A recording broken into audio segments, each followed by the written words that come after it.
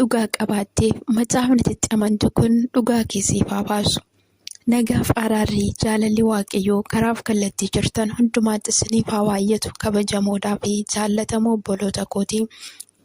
Hordoftoota Dirree Biituu akkam jirtu nagaa keessanii? Ani obboleettiin keessan baay'ee nagaa kooti. Waaqayyo inni nagaa koo baay'isee galataaf ulfina guddaa haa fudhatu. Baga nagaatti eegamtan jechuutiin nan jaalladha. Egaan guyyaa har'aa kan ammoo mudannoo fi dhugaa ba'umsa obboleettii keenyaa tokko isiniif qabadhee dhufeetiin jira.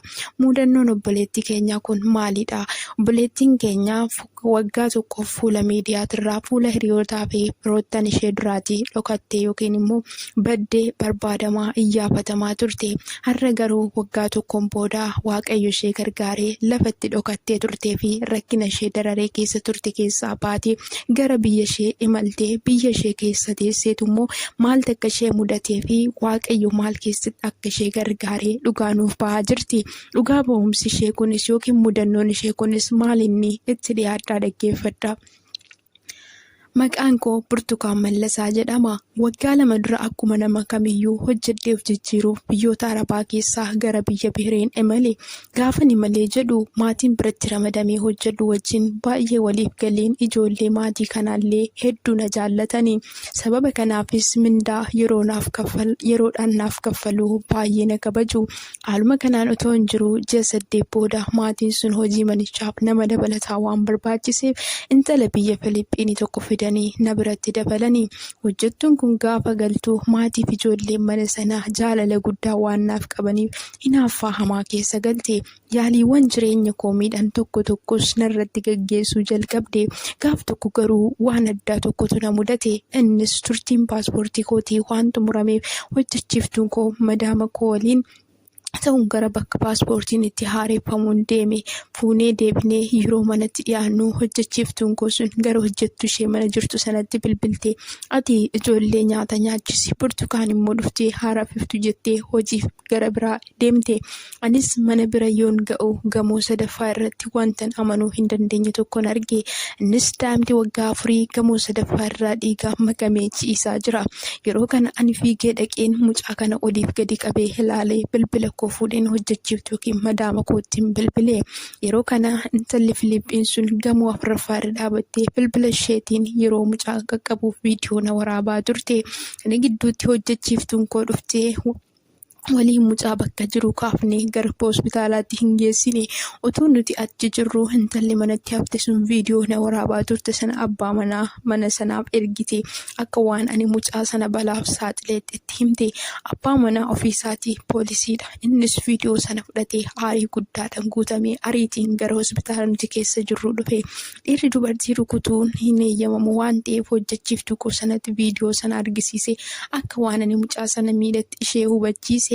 Isheenis galagaltee kaballaa hamaana kabalte. Akkasiin isaanis ishee duraa na fuudhanii deeman. Achumaan gara mana adabaatti na geessanii achitti sirreebichaa fi dararaa tokko narraa hin ga'aniiru. Sana booda viidiyoo sana ragaa godhachuudhaan hidhaa waggaa 10 natti murteessanii na hidhan. Murtii hidhaa waggaa 10 kun gaafa natti murtaa'u filannoowwan 2tu naaf ka'ame. Waggaa 10 kana keessatti daa'imni kun yoo duute atis ni ajjeefamta, yoo bayyanatte fayyite garuu waggoota 10 xumurattee baataa naan jedhan. Achitti hidhamee utuu hin jiru daa'imni sun xiqqoo akka of baruu taanaan poolisoonni yakka sana hordofaa turan kan si kuffise ishee kana miti jedhanii suura koo yerootti argisiisan. Ana akka hin taane dubbatti.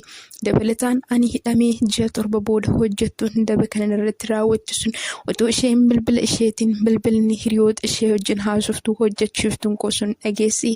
Mana galee jiru kana keessatti daa'ima isaanii duraa kuffiseen akka waan mucayyoon lammii Itoophiyaa tokkoftitti kuffisteetti viidiyoo waraabee ishee hiisisee jettee dubbatte.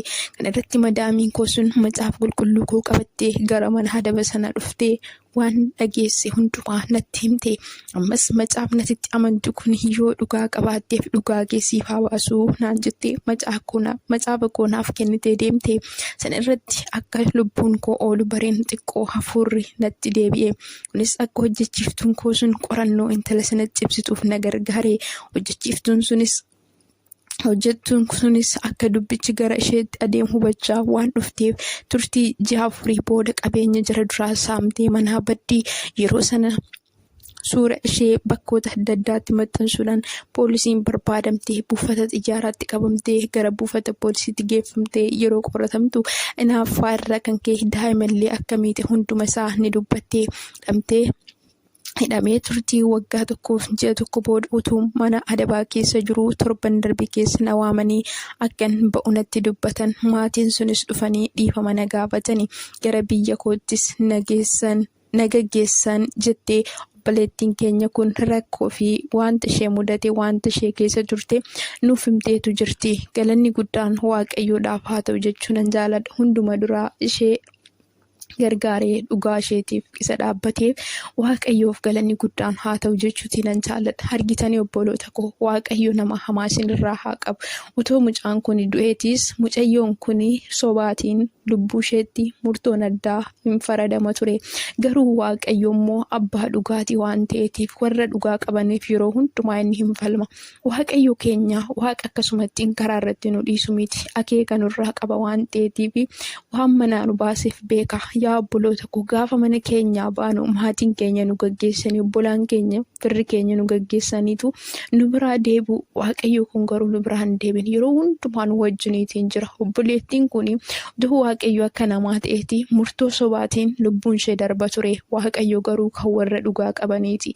Waaqayyo garuu kan warra qajeelotaati. Argitanii haala sana keessatti baay'ee rakkattuyyuu baay'ee dararamtuyyuu wanta isheen keessa turte kana hiriyoonni ishee maatiin ishee namni beekuuf tokko hin turre. Waaqayyo garuu haala isheen jirtu sana keessatti waan dararaa ishee irra gahaa jiru argee lubbuu obboleettii kanaa oolchee lubbuu mucaa isaanii sanas oolchee gara biyya isheetti akka isheen galtu waaqayyotu taasise. Galanni guddaa waaqayyoof haa ta'u jechuu